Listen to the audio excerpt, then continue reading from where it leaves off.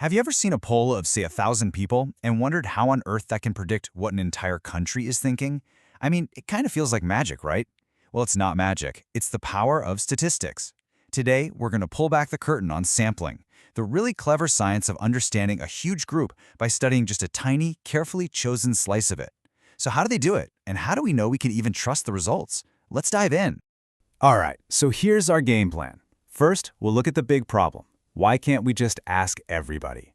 Then, we'll get into the elegant solution, which is sampling. After that, we'll break down two competing methods, stratified and cluster sampling, and you're going to get to see them go head-to-head in a real-world showdown. Finally, we'll figure out the secret to picking the right tool for the job.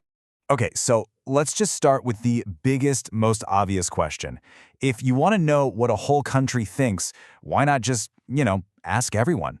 It sounds so simple, but as you're about to see, the reality is way more complicated. I mean, think about it. This is the classic example you see all the time, right? How do we get a pretty good idea of who's going to win an election before a single vote is officially counted? Or, hey, if you're a company, how do you know if people are going to love your new product before you spend millions of dollars launching it?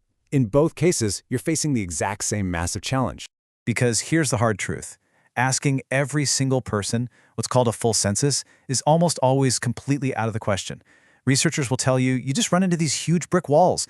There's not enough money, there's never enough time, and there aren't enough people to do the work. It's not going to happen. So, if asking everyone is off the table, what do you do? Well, this is where statisticians came up with a genuinely brilliant solution. A way to get a solid, reliable answer without doing all that impossible work. And it's called sampling. The idea at its core is actually pretty simple, but it's so powerful. Instead of talking to everybody, you talk to a much smaller group, a sample.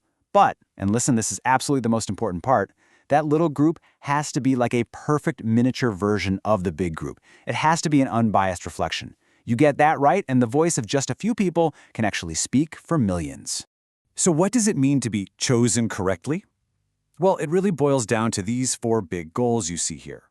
First, your sample has to be random, which means everyone in the big group has a fair shot at being picked.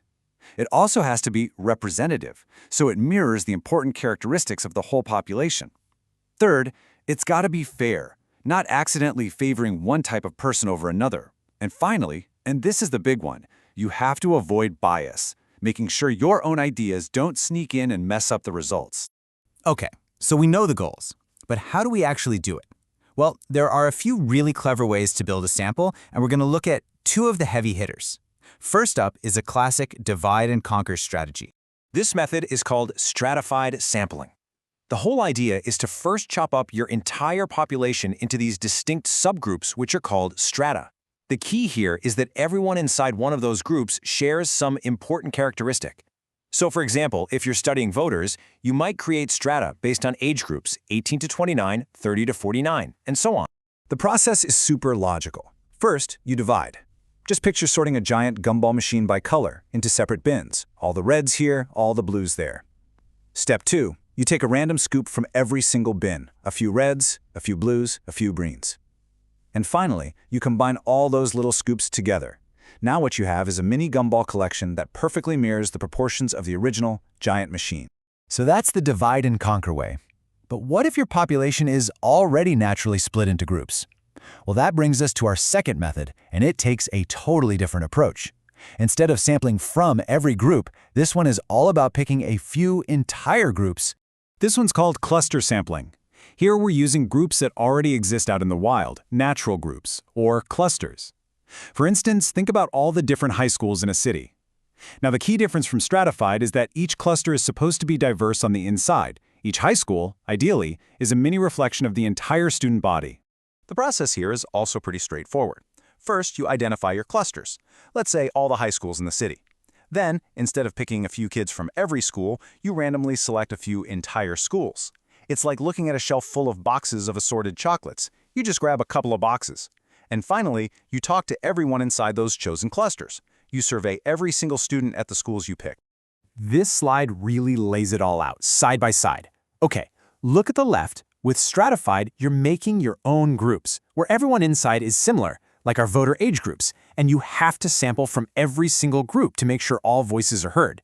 Now look at the right. With cluster, you're using groups that already exist and are internally mixed, like those high schools, and you only pick a few entire groups to study. So here's the bottom line. Stratified is your tool when the groups are really different from each other. Cluster is your tool when the groups basically look like little copies of each other. Okay, so the theory is one thing, but how do these two methods actually perform in the real world? To figure that out, we're going to look at this really fascinating study from Nigeria that put them to a head-to-head test. What these researchers did was take the actual math scores of college students from different majors, like math/chemistry or math/economics. Their goal was simple: see which sampling method could give them a more accurate estimate of the average math score for all the students. So here it is, the big question. We've got two powerful techniques. Which one do you think is going to be more precise? Stratified sampling, where they take a few students from each major, or cluster sampling, where they might just pick a few entire majors at random and survey all of them? Now, to figure out which one was better, the researchers needed to measure the amount of error in each estimate. In statistics, this measurement of error, or kind of wobbliness, is called variance. Just think of it like a golf score. The lower your variance, the better you're doing. A low variance means your estimate is tight, precise, and a whole lot more reliable. Okay, drum roll, please. The results are in. First up, the divide and conquer method, stratified sampling. When the researchers calculated the variance for its estimate, they got a score of about 2.06. Okay? 2.06. Got it? Keep that number in your head. And now, for cluster sampling, the variance here was 1,336. No, that is not a typo. Wow, that is a massive difference. Yeah, the results pretty much speak for themselves. The estimate you got from stratified sampling was like a tight, focused bullseye. The result from cluster sampling, it was all over the map. I mean, it wasn't even close. The stratified method had over 600 times less error, which made it unbelievably more precise and reliable for this specific group of students. So why? Why was it such a complete blowout? Why did stratified sampling just crush it in this case? This brings us to probably the most important lesson of this entire breakdown. The researchers' own conclusion says it all. There's no single best method. It always depends on the population you're actually looking at. Remember how stratified works best when the groups are different from each other, but the people inside each group are similar? Well, that's exactly what this student data looked like. The average math scores for the different majors were very different from each other. That made them perfect strata. The structure of the data itself was just tailor-made for that divide and conquer approach. So it turns out how you ask is every bit as important as what you ask. Choosing a sampling method isn't some tiny technical detail. It can literally be the difference between getting a crystal clear insight and a dangerously wrong conclusion. So the next time you see a poll or a study making some big claim, you'll know to look right past the headline and ask the single most important question: how did you build your sample?